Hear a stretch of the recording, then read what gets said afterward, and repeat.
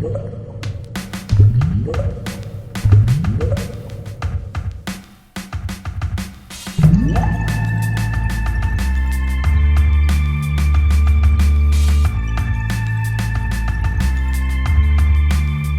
everybody, welcome to Board Online, Board Offline. Today we're covering the games that made the biggest impression on me in 2021. Now this list will not just be games that came out in 2021, but actually any game that was new to me in 2021. So there's no restriction on when it was actually published. We're going to be doing 10 games in 10 minutes. Before we do that, I want to cover, we had 304 plays in 2021 of 79 different games.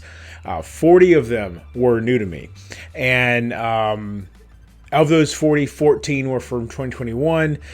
273 hours of total play in 2021. And one cool little stat is that for the past several years, solo play has been the primary way that I've played. Just barely beating out. I don't know about just barely. Sometimes significantly beating out two-player and other ways to play. However, this year, for the first time in quite a few years, three-player actually beat it out. 38% of my plays were three-player, 32% were one-player. A big reason for that is a new game group that I joined that meets at my house every other week. And the other reason is my two youngest have now got to the point where they're starting to play, still play very early games, kid games, that sort of thing. But they're showing a lot of interest in playing. And so the three of us have been playing a lot as well. Now we're going to get into this list. And of course, we do all our lists by the minute. So 10 minutes starts right now. Number 10 is Mandala Stones. Now, Mandala Stones is this abstract game, very, very quick abstract game that on the surface, not even on the surface, it is a very light rule set, but it provides a lot of choices when you're playing. There's stacks of 4 stones. I think there's 16 stacks on the main center board. And on your turn, you'll move, there's these 4 black columns that are called artists, and you'll move them in between the different stacks. And depending on what pattern is showing on top of the stack and on top of the column that you moved, and depending on the position of the other artists, the other columns, that will all determine which stones you can take by where you placed it. And so then you're going to take that stone, put it on your player board, and there's 5 different scoring stacks you can create on your player board. And then eventually you'll choose to score, or you may have to score if you've completely filled up your board, at which point the colors are what matter at that point. And so I think there's 4 different colors. A lot of cool choices. That's Mandala Stones. Number 9 is My City. Talking about that game group I mentioned earlier, we sat down with My City one night, started it, and we ran through the entire campaign in a single night. It was like 7 hours of gaming, and My City just really grabbed us. It's a polyomino game where you're city building. You're not. I mean, yes, that's the theme, but every time every chapter, you wipe it off and you start over. But the different chapters provide different rule changes. Sometimes they'll block off parts of the board for various reasons. Sometimes they'll add places that you want to build towards on the board for various reasons. A lot of cool different little tweaks that keep you interested. It is a legacy game, so you're making changes to the board. You are not going to be able to play through the campaign again after you play it. However, on the flip side of the board is what they call the forever game or something like that. And this is a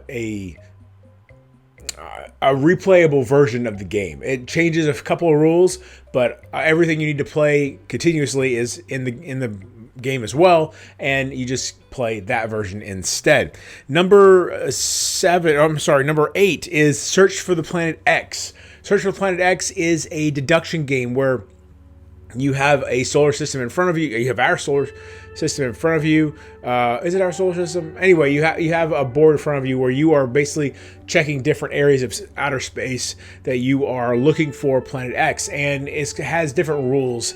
This type of planet can't be next to this type of planet, or a comet is not going to be next to this, and those some of the rules are standard across all games, and then the game will also provide you with some additional information for each different game that you play. And slowly, you and the rest of the players are going to be trying to figure out which sector Planet X is in. And you also can play it solo because an app handles all the deduction, as far as keeping track of where Planet X actually is. And so then the app can also just play against you. And it's a really fun game, Search for the Planet X. Number 7 is Beyond the Sun. This one was introduced to me at one of my game, went to play with a buddy of mine back in February, I think. It's been almost a year now. But this is like tech tree the game. So the board is literally a tech tree. That is the entire board.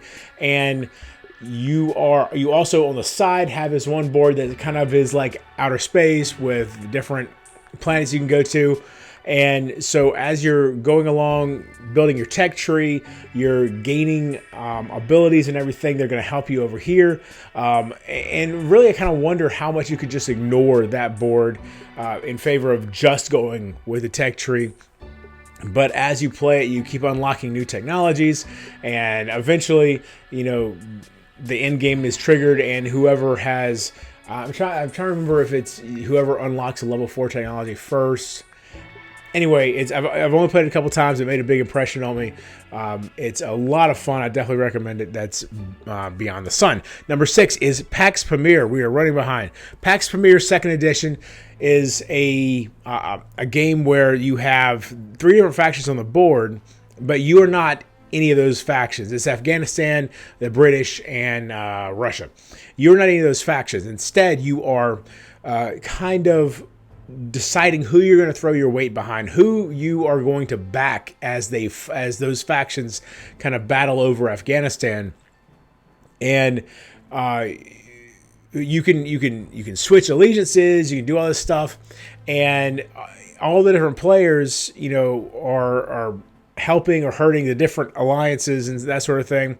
And you have a scoring round every now and then, and as you're going along the track, that might help you decide, well, I need to switch who I'm allied to because I'm never going to catch the leader now because we're on the same team, or all kinds of really interesting decisions. A really heavy game, really thinky game, and a very unusual game in how the gameplay works. It's not like anything else that I've seen. It really makes you think about all of it from a completely different perspective in terms of what your strategy is going to be. Number 5 is Tawantinsuyu. Tawantinsuyu. This is a game about the ancient Mexico, and sort of, but really it's a worker placement game. You're placing workers, but you never actually pick them back up. Almost never pick them back up. You're placing them around this pyramid, and as it's going, you got a priest up at the top, and depending on where you place your actual worker, it's going to cost you more or less, and you can move your priest to also adjust the cost, and you can build stairs going down the pyramid. And as you do this, you're picking up resources, and you're increasing your ability to place workers elsewhere, and it really has this intimidating look when it's out on the table. Once you get into it, it kind of clicks, but it does take a minute to get into it, but really rewarding and really worthwhile. Number 4, I'm sorry, we're way behind here. Brass Birmingham. Brass Birmingham is another one of those games that was introduced to me by my buddy, and it's one that I need to get in my collection now. You are basically merchants in the city. You're building your trade routes, and you're kind of being real cutthroat with other people sometimes. And as you go around building these trade routes, you're dealing with goods, and the artwork in this game is amazing. And I really have a hard time explaining this one because I've only played it once or twice, but it is stuck in my head, and I know I got to play it again. I really love my experience playing Brass Birmingham. Number 3 is Bismarck Solitaire. This one came out of nowhere for me. It's a game book, and it is a solo-only game book, World War II naval battle, and it's got 8 scenarios. Each scenario can be played 3 times, You're marking in the book. You only need is 2 dice and a pen, and you can play it. And so if I've got 30 minutes to kill, I'll pull this book out and play a scenario real fast. And it's awesome. It's so much fun. There's not a whole lot to say about it. The enemies are controlled by the dice, and then you have a lot of choices to make in the game as far as what area of the map you're going to stay in, because certain enemies will show up in that area more often. And if you're trying to sink specific enemies, then you want to stay where they're going to be. But you also might be in a spot where the entire fleet's going to show up, and that will be a real problem because you don't have an entire fleet. You've got 3 ships. One of them's a submarine, and so you really got 2 ships, and it's a lot of choices here. A lot of fun for something that can be so easily played, at the drop of a hat. Number 2 is Hadrian's Wall. This is it has the feel of a roll and write. It's more of a flip and write, but at the beginning of a round, you flip a card, and you've got a series of workers that are on that card, as well as a couple of resources. You take those. You have other ways that you can gain resources and workers at the beginning of the round, and then you're going to be placing workers. Not really on the board, just kind of out. You're burning workers, spending workers, I guess, and coloring in different boxes on the player sheets. And the cool thing about Hadrian's Wall is it's one of these games that as you're playing, you'll be like, all right, well, I got like 2 more moves left, and you'll do something, and then you're like, oh, well, but then that gives me this, which means I can now do this. You scratch off over there, and now, before you know it, you've chained together like 5 moves when you thought you only had 1 or 2 left.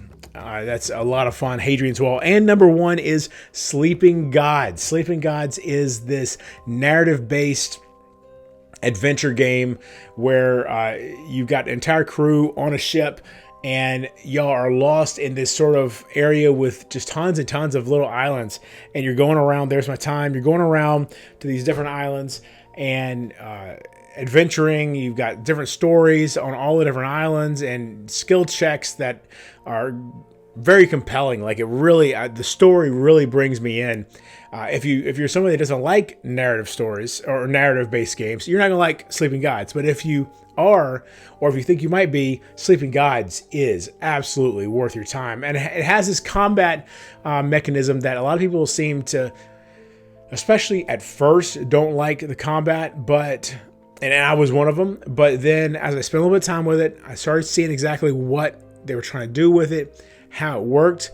And I realized it's more about the puzzle of combat than, it's not a dice rolling, dice fest. It's a puzzle. And once you see that it's a puzzle, then you can really, if you look at it from that angle, it becomes a really compelling way to do combat, a really compelling mechanism. And I really enjoy the combat in Sleeping Gods once I kind of moved past my expectations of what combat should be and started seeing it for what it is in Sleeping Gods. So those are the 10 games that I like the most that were new to me in 2021. I hope you enjoyed this video.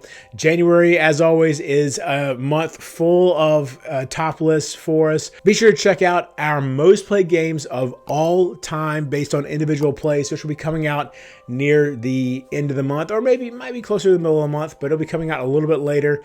And we're going to have a contest, a giveaway associated with that video as well. So be sure to check that out. And until next time, if you're bored online, board offline.